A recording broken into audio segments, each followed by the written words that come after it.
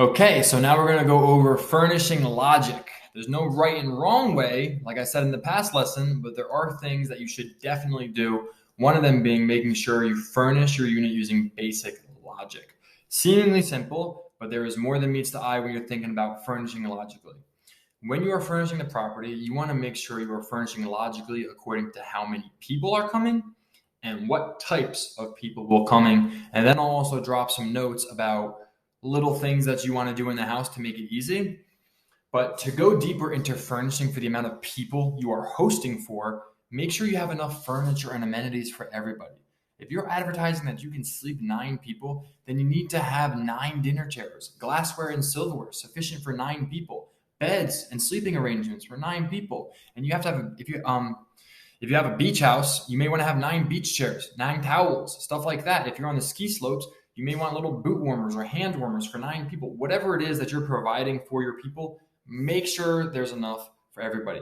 Hosts make this mistake often.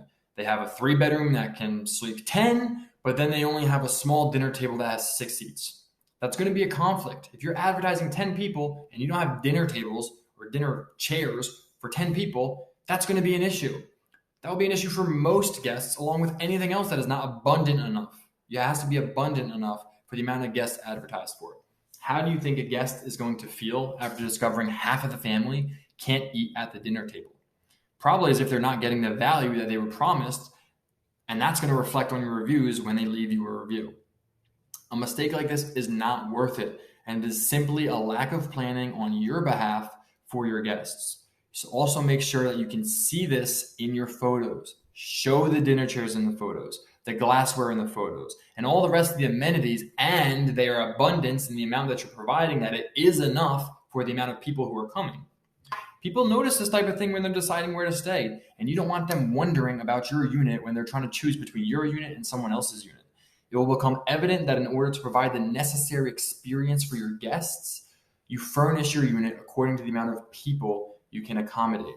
I see this error all the time, and it's something that's so simple and really does not need to happen. So just take the time, think through the process, think how many people are going to be here. Is this sufficient for them? Walk through the unit, look at the unit, make sure that everything is in there. Guys, this sounds so simple. I can't tell you how many times I've experienced this.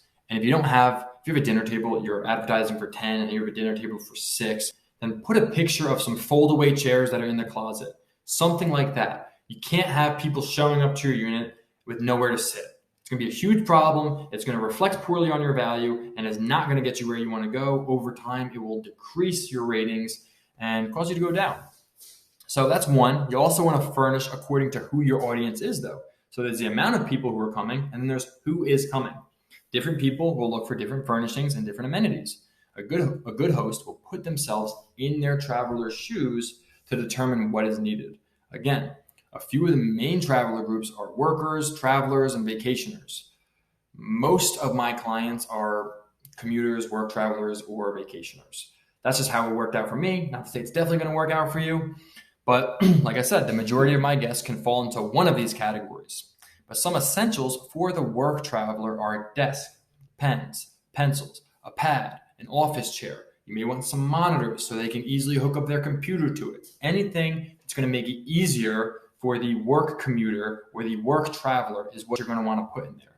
And then you're going to want to make sure you show enough that it can suffice for their entire stay or everyone going. Meaning, if they're a work traveler and they're coming and they're booking out for 3 months, they just booked your unit for 3 months, you better show a big stack of papers, some pens, show them they got everything they needed for 3 months. Don't put one pen, one little dingy pad there. They're going to be like, okay, I'm going to use that, and tomorrow I'm going to have to go out and buy everything. The point is we're providing a place to stay that is accommodating for them. Things along this line are great for someone traveling for work, but not necessarily a vacationer. Go into your unit and pretend you need to get your work done. See what you naturally think of that you would need and get it for your guests. The vacationer is much different though. For this type of unit, family essentials may be a higher priority.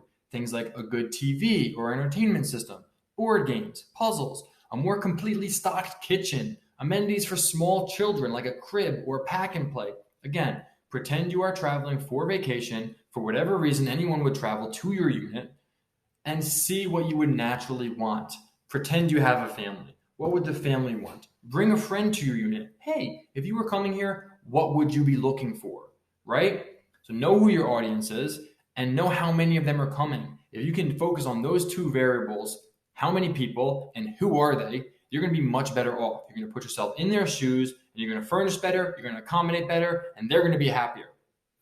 The one thing I will recommend, universal for everyone, for all types of travelers, for everything, is for the TV. For TV, I will highly, highly recommend a Roku. I don't usually put on for brands, but Roku, I love.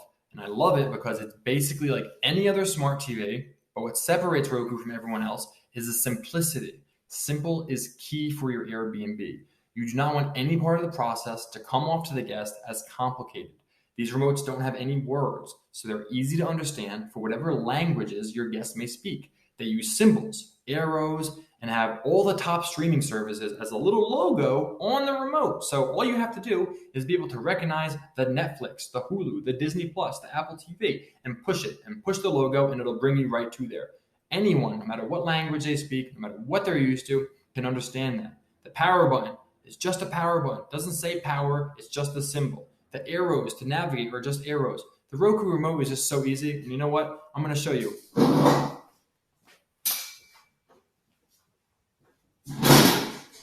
Let's look at the Roku remote. Look at how simple this is. The only words on the whole remote are OK. OK. Everyone knows what OK means. It doesn't matter what language you're from. The term OK is almost a symbol in itself. But other than that, everything on the remote is just symbols, asterisk, star, back. Even the back is just super simple. It looks like a back arrow. Has a little home button for the home. Like, no one can mess this up. It's so simple. And you don't need two remotes. It's only one remote, and it's a very simple remote. So it covers everything in the most simple way, and that's why I like it. So I highly, highly recommend for Roku, for the TVs. Get a Roku TV. Don't get a TV and then buy a Roku for the TV. Get a Roku TV. If you buy a TV and then get a Roku for the TV, you're going to have to program an additional remote, or you're going to have two remotes, and that's confusing for guests. That is not why we're trying to do this. One remote, one simple process. Anybody can figure it out. You got to be really special to not figure it out. So get Roku TV, guys.